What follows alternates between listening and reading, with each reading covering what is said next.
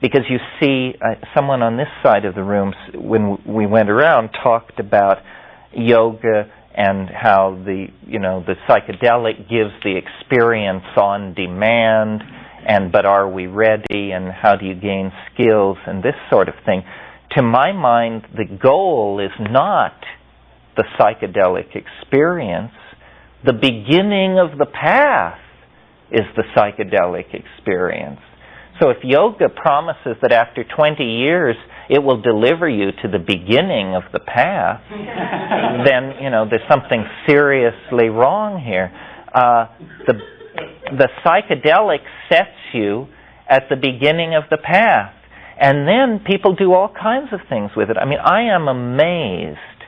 I feel there is more variation in how we deal with this than in almost any other phase of human activity, because some people seem to have almost no self-reflection.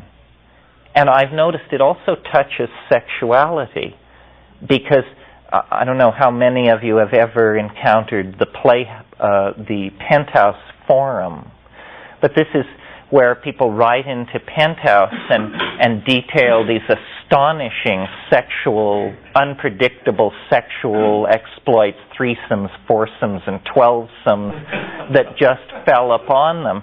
And whenever I have, for some reason, some occasion to read these things, what is amazing to me is that this appears to be descriptions of the behavior of an alien species, because there is no self-reflection on what does this mean?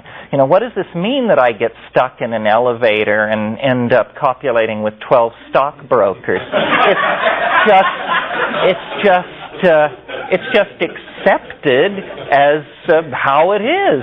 Well, you get this same thing with psychedelics, where you say to someone and they say, "Oh yeah, in the 60s I took psychedelics. Wow, it was really strange. All these colors and voices and apparently no self-reflection, no realization that this is actually happening to you. This is happening to you. Therefore, the implications must be fairly central." And then other people immediately get it. They say, my gosh, this plant, this pill shows me that reality is at least 1,000 times larger than I thought it was, showed me that I don't know who I am, where I am, what I am, or anything else.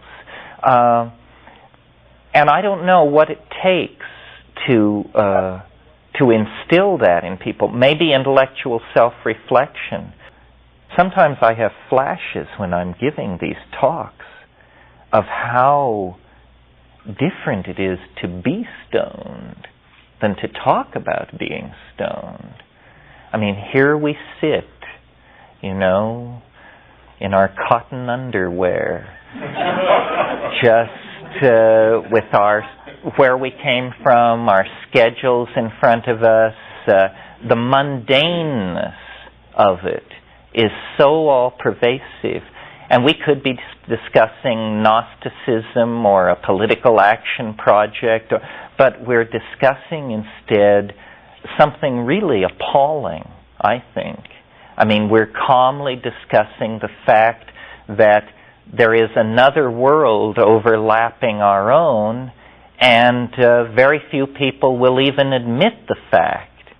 So I always think, and this is my symbol of myself, to myself, I always think of a wonderful B science fiction movie I saw when I was a kid, where there's a dinosaur in the swamp, and it's set somewhere in Mexico, and the typical campesino is sent by the patron of the ranch to gather firewood in the jungle.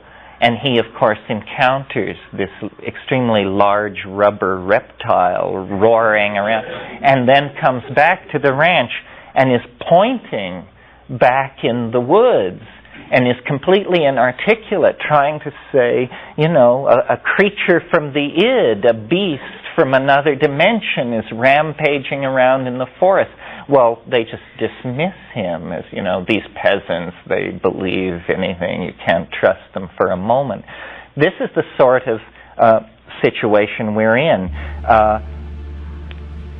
The extraterrestrial invasion that so many people anticipate, or the extraterrestrial contact that so many people hope for and that sells so many cheap newspapers, is well underway. It's simply that the words we have to describe it are utterly inadequate.